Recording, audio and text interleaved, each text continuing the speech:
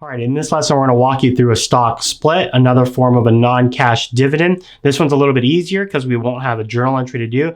Really, you're trying to understand the mechanics of a stock split. So let's get started with a stock split here. Kind of an overview. Stock splits are a form of stock dividends. However, there are a few differences between a stock dividend and a split. One of the main differences is that a stock split does not necessarily issue more shares.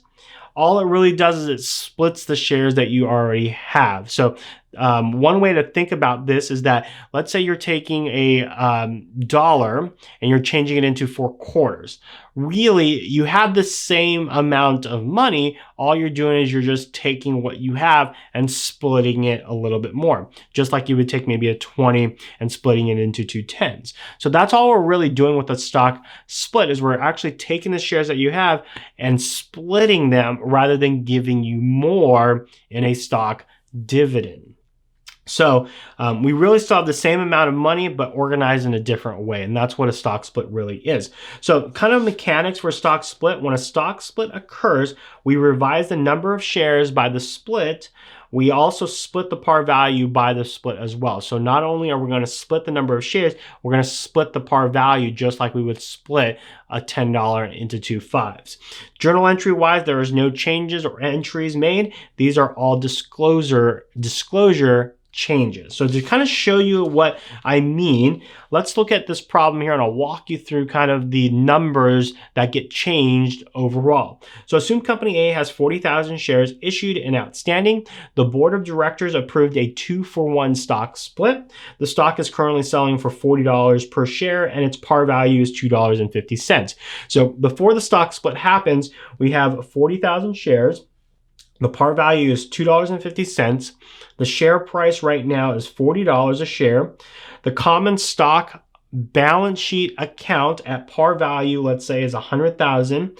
The additional paid in capital is $650, and the total stockholders' equity is $750. Those numbers I just pulled out of thin air. So those numbers are not necessarily numbers that you can calculate or is really given in the problem, but I want you to see what happens when a stock split occurs.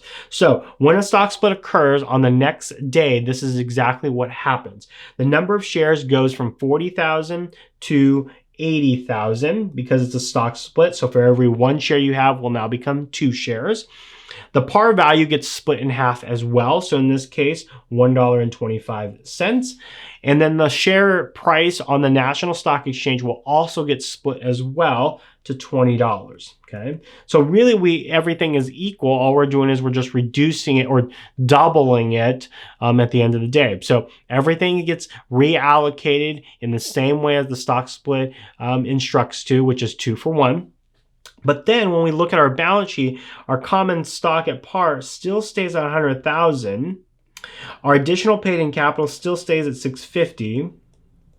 And our stockholders' equity still stays at 750. So what I want you to understand here is that the account balances on our financial statements stay the same. Nothing changes there. The only thing is really just a disclosure saying that your stock that had a par value of 250 is really now only going to be 125, and your share price that was at 40 is now 20, and the number of shares that are outstanding was 40 will now be 80,000. Nothing really changes because you as an investor, if you owned 1 share before the split, now you own 2 shares that are worth $20 a piece, which was still $40, which is what you had the day before.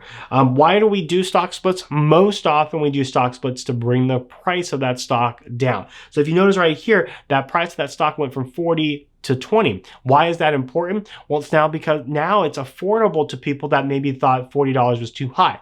Is that the best thing? No, because they're now owning less of the company if they bought 1 share.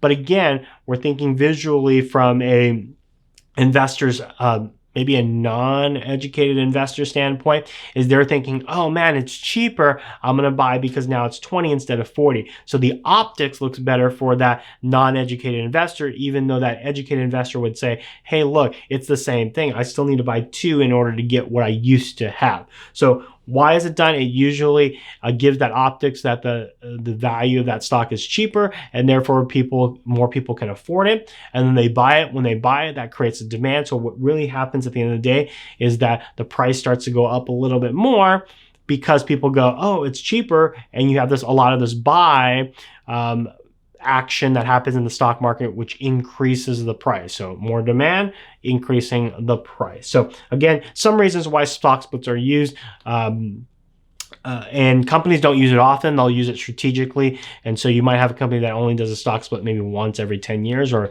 never at all. So that is a look at stock splits. Hope you enjoyed this lesson, and we'll see you in the next video. Hey guys, if you like this video, make sure you press the like button below. And if you're looking for worksheets that go along with all of these lessons, head over to my website at patrickleemsa.com or clicking the link in the far right. And I've got your next lesson right over here. So just click that link and it'll take you to that video. So until then, we'll see you in the next lesson.